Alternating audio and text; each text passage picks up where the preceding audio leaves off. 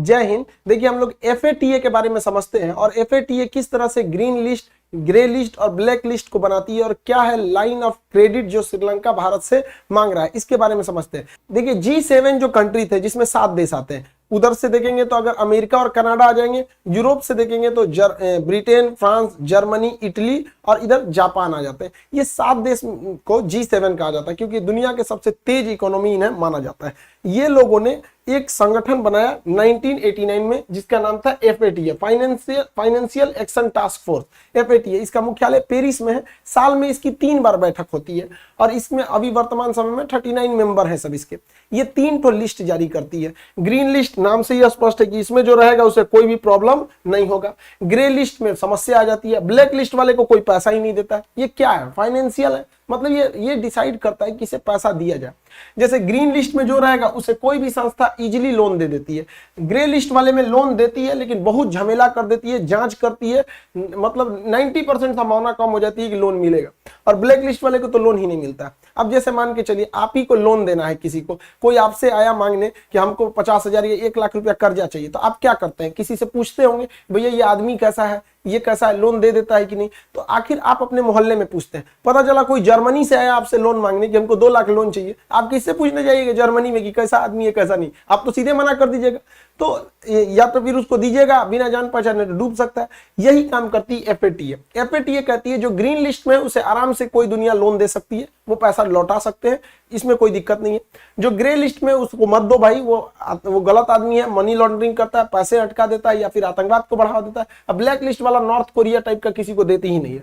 अब ये क्या है कि अगर कोई भी मनी लॉन्ड्रिंग करता है, मतलब दूसरे देश का पैसा को, ब्लैक मनी को व्हाइट मनी कर देता है, जैसे मान के चलिए स्विस बैंक है। स्विस बैंक क्या है? एक मनी लॉन्ड्रिंग का रास्ता है, उस तरह को ये बैन लगाती है। या फिर कोई आतंकवाद को फंडिंग करता है, जैसे पाकिस्तान हो गया, अफगानिस्तान हो गया, अभी हाल में तुर्की पर आतंकवाद को फंडिंग करने के आरोप लगा के उसे भी ग्रे लिस्ट में डाल दिया गया है। अब ग्रे लिस्ट वाले को बहुत समस्या होता है लोन लेने का। अब लोन लेने के 3 सबसे बड़े रास्ते, या तो फिर आपके पास वर्ल्ड बैंक है। वर्ल्ड बैंक आपको हमेशा लॉन्ग टाइम लोन देता है। एग्जाम में क्वेश्चन पूछेगा दीर्घकालीन ऋण किससे मिलता है, तो वर्ल्ड बैंक से मिलता है। लेकिन इसलिए लोन देगी आपको 40 साल, 30 साल, इस तरह लंबे पीरियड के लिए। और IMF जो होती है ये शॉर्ट टाइम के लिए लोन देती है, 3 साल, 4 साल, 5 साल, ये शॉर्ट टाइम के लिए लोन देती है। और एशियन डेवलपमेंट बैंक, ये तो हर टाइप के लोन देते हैं सभी यहाँ पे। तो जो भी देश अगर ग्रीन लिस्ट में, आराम से इनमें लोन मिल जाता है। और इकोनॉमी को चलाने के लिए लोन बहुत जरूरी है। मान के चलिए आपको अगर कोई 5%, 6% पे लोन दे रहा है और आप उस पैसे को बिजनेस में लगा के 20% की अर्निंग जनरेट करते हैं, तो क्या खराबी है इसमें? यहाँ पे तो लोन बहुत सारे देश लेते हैं और लेना इसमें कोई गलत बात नहीं है। लेकिन अगर कोई गलती से ग्रे लिस्ट में आया ना, ये सब बंद कर देते हैं, नहीं देंगे। और अगर देंगे भी तो जांच करेंगे, बजट ये खुद बनाएंगे। अब सोचिए ग्रे लिस्ट वाला पाकिस्तान चला गया, तुर्की चला गया, माली चला गया, जॉर्डन चला गया। अब ये लोग अगर IMF या वर्ल्ड बैंक इन्हें लोन भी देता है तो खुद आके देखेगा कि किसको कितना पैसा दिए, आर्मी को कितना एलोकेट हुआ, बिजली विभाग को कितना हुआ, सारा का सारा जांच करते हैं ये लोग।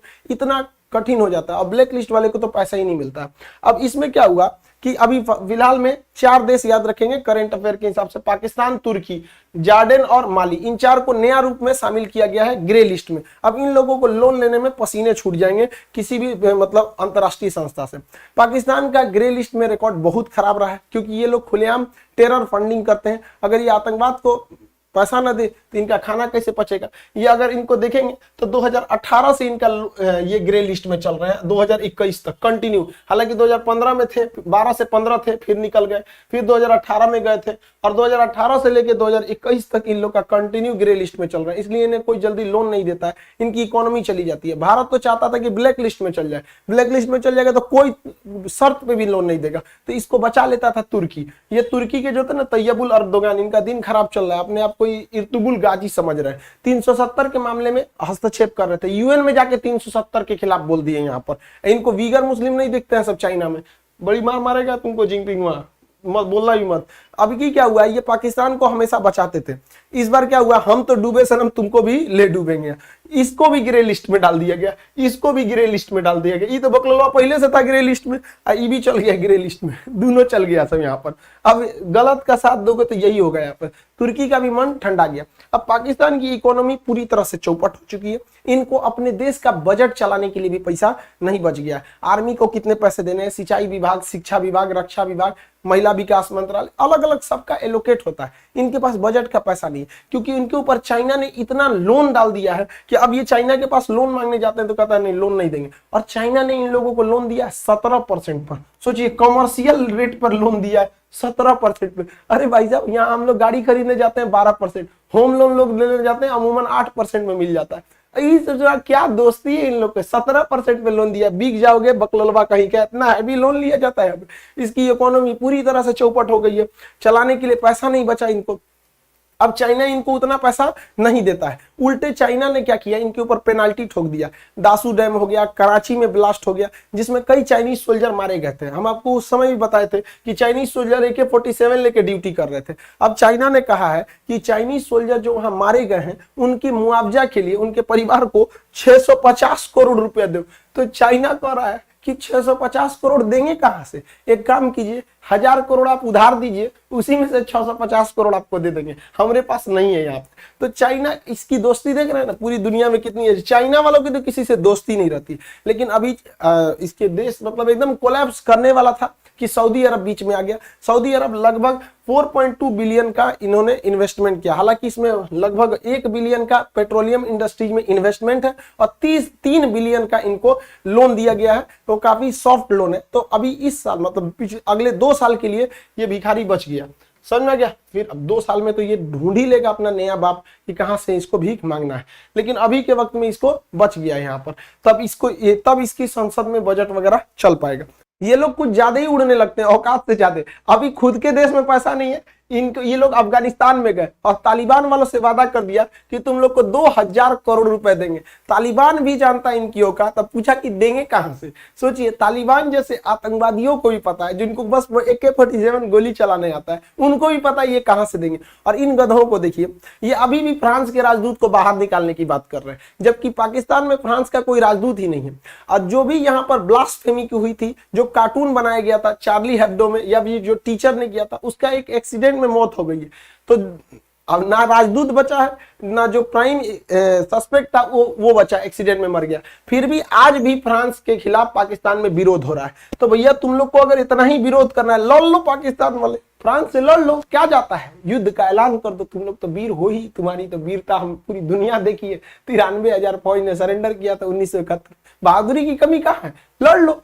यही हाल हो गया श्रीलंका के साथ। श्रीलंका को भी बहुत मजा आता था शी जिनपिंग के साथ। इनको नहीं लगता रेड ड्रैगन पूरा तरह सोख जाएगा इनको। ये बहुत पैसा लिए थे, हम्बन टोटा एयरपोर्ट बनेगा, एकदम कैनेडी एयरपोर्ट हो जाएगा, इंदिरा गांधी एयरपोर्ट हो जाएगा। यहाँ पे कुत्ता नहीं पूछता एयरपोर्ट में, एयरपोर्ट का पैसा नहीं निकल रहा है श्रीलंका से, घरे से जा रहा है, बिजली उजली का पैसा नहीं मिल रहा। अब आप ही बनाई ना, आपने खूब अच्छा 20 तल्ला का होटल बना दिया कि लोग यहाँ आएंगे, कोई आइए नहीं रहा, गया ना आपका पैसा, कर्जा लेके बनाए थे, सब डूब गया वहां पर।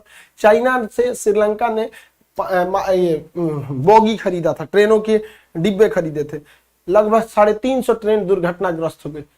श्रीलंका कहा कि हम तो ट्रेन नहीं रखेंगे, चाइना मर जा रहा आदमी, एगो तो पैसा दो तुमको, उसमें से तो ट्रेन उलट जा रहा, हमरा बदनाम हो गए, हम भारत से ट्रेन खरीदेंगे। तो भारत सरकार के पास अपने ट्रेन को जरूरत जितना है उतना बोगी नहीं दे पा रही है। तो भारत सरकार को भी ट्रेनवा प्राइवेट करने के जगह पे ट्रेन का जो मैन्युफैक्चरिंग प्लांट है उसको प्राइवेट कीजिए ना, कि चक्का तेजी से बने, बोगी तेजी से बने, डिब्बा बने, कोच बने, तो ना ट्रेन में प्राइवेट करेंगे। पूरी दुनिया मांग रही है भारत से ट्रेन, कि हमारे यहाँ सबसे ज्यादा ट्रेन पर लोड होता है, इतना लोड होता है कि एक बाथरूम में 12 गो आदमी घुस जाता है इससे ट्रेन, फिर भी ट्रेन नहीं पलटती हमारे यहाँ। देखिएगा बिहार से जो ट्रेन जाएगी बीचवा में ट्रेन में गमछा बांध के उसमें बैठल रहता है। तो श्रीलंका कह रहा है कि ऐसा मजबूत ट्रेन हमको भी चाहिए, भारत कह रहा है हमारे पास नहीं है। तो इसमें भारत सरकार को भी थोड़ा सा तेजी लाना पड़ेगा, वरना हम लोग विदेशी मार्केट को इस तरह से खो देंगे, अच्छी बात नहीं है। श्रीलंका के पास समस्या ये हो गया कि उसके यहाँ फूड क्राइसिस हो गया, पूरी उसके इमरजेंसी घोषित करना पड़ा कि हमारे पास खाने को अनाज नहीं है, दुनिया हमारी मदद करे। लाइन लग गई दुकानों पे कि अनाज खत्म होने वाला है, भाई खरीद के रख लो यहाँ पर। फूड क्राइसिस, और अभी फूड क्राइसिस खत्म नहीं हुआ था कि वहां फ्यूल क्राइसिस चालू हो गया। आईओसी ऑयल कॉर्पोरेशन जो है वहां पर। तो यहाँ पर इन्होंने क्या किया, यहाँ पर पूरी तरह से ऑयल क्राइसिस आ गई। अब इनके पास पेट्रोल खरीदने का, डीजल खरीदने का पैसा नहीं बचा है। अब ये भारत से गुहार लगा रहे हैं कि प्लीज भारत हमारी मदद करो। अब इन लोग को समझ में आया कि भारत की भी जरूरत पड़ेगी। जा श्रीलंका मांग लो चाइना से, चाइना इनको देने से मना कर दिया। अब इनका कहना है कि हमको क्या दीजिए, लाइन ऑफ क्रेडिट दीजिए। अब लाइन ऑफ क्रेडिट समझिए क्या होता है। बहुत बार ऐसे लोन दिए जाते हैं कि आप हमें पैसा दीजिए, आप ही के यहाँ से हम सामान खरीदेंगे। तो श्रीलंका कह रहा है हम आपको लाइन ऑफ क्रेडिट लेंगे, आप हमको 3 मतलब लगभग 4000 करोड़ 3800 करोड़ रुपए दीजिए, हम आप ही से कर्जा लेंगे और इस पैसों से आप ही के यहाँ से पेट्रोल खरीदेंगे, डीजल खरीदेंगे। तो भारत सरकार इस पर दे रही है भाई, वरना क्योंकि देखिए हम अपने पड़ोसियों को चाइना के गोद में मरते तो नहीं छोड़ सकते हैं यहाँ पे। हालांकि कोलंबो पोर्ट पर अडानी ने बहुत सारा इन्वेस्ट किया है, लेकिन अब श्रीलंका की हालत एकदम बर्बाद हो गई है। तो पूरी दुनिया को समझना चाहिए कि चाइना के डेट ट्रैप या बीआरआई प्रोजेक्ट में फंसेंगे, यही हाल हो जाएगा जो पाकिस्तान और श्रीलंका का हुआ है। पूरी इकोनॉमी चौपट हो रही है। श्रीलंका को दूसरे देश मदद भी नहीं करेंगे क्योंकि श्रीलंका पर मानवाधिकार हनन का मामला चल रहा है। एलटीटी जो संगठन था उस पर ये लोगों ने काफी ज्यादा नरसंहार भी किया था। अमेरिका तो पहले से खिलाफ है, यूरोपीय यूनियन वाले पूरी तरह से खिलाफ है। तो इनको तो लोन मिल भी नहीं पा रहा है श्रीलंका वाले को। अभी श्रीलंका वाले को मदद करने के लिए केवल एक ही देश बचा हुआ है, वो है भारत। और पिछले 1 महीने से वीडियो नहीं आ पा रहे थे, जिसके कुछ रीजन थे। हम काफी बिजी थे बैचेस को लेकर और कुछ किताबों के लिखने के चक्कर में। अभी कल से बैच आ रहा है एसएससी जीडी का, 15 दिन बचा है। इस 15 दिन में 2500 क्वेश्चन जो संभावित प्रश्न है उसके, मैथ के, रीजनिंग के, जीएस के, साइंस के, हिंदी और इंग्लिश, ये सबके आपके पूरे संभावित क्वेश्चन जो इसमें आएंगे उसको पूरी बेहतरीन ढंग से विद डिस्कशन, और उसके अलावे आपको 1000 क्वेश्चन का मॉडल सेट भी इसको प्रोवाइड कराया जाएगा। ये कल से स्टार्ट हो जाएगा। सर्वर पे लोड ज्यादा था, इस वजह से बैच को थोड़ा डिले किया गया। जितना पढ़े थे जीडी के लिए अच्छा है, अब आपको बहुत ज्यादा करने की जरूरत नहीं है। लास्ट टाइम पे आप लोग 3 से 4 घंटा निकालेंगे और पूरा लगभग 2 से 2500 जो मतलब संभावित प्रश्न है उसके डिस्कशन कराए जाएंगे। ये कल से एडमिशन चालू हो जाएंगे। और इतने 1 महीने से वीडियो ना आने का रीजन क्या था, एक किताब लिख रहे थे साइंस के, लगभग उसमें हर तरह के क्वेश्चंस को शामिल किया गया है क्वेश्चन को। और एटलस, अभी क्या है कि जो मार्केट में एटलस अवेलेबल है वो काफी महंगी है और हर लड़का एफोर्ड नहीं कर पाता है। तो उसके लिए एक हम खुद का एटलस बना रहे थे, वो दीपावली के शुभ अवसर पर आप लोग के सामने उसको मतलब लाएंगे, ताकि अब मतलब गरीब से गरीब बच्चा भी एटलस को खरीद सके। अब वो सारे कामों को निपटा चुके हैं, अब यहाँ से वीडियोस भी कंटिन्यू रहेंगे और आप कल इसमें एनरोल हो जाएंगे, वरना 1 से 2 दिन के अंदर ये सर्वर पे जगह ही नहीं। आप सबको पता था सर्वर भी इधर क्रैश कर गया था। तो आई होप आप इस टॉपिक को समझे होंगे। मिलेंगे नेक्स्ट क्लास में। जय हिंद।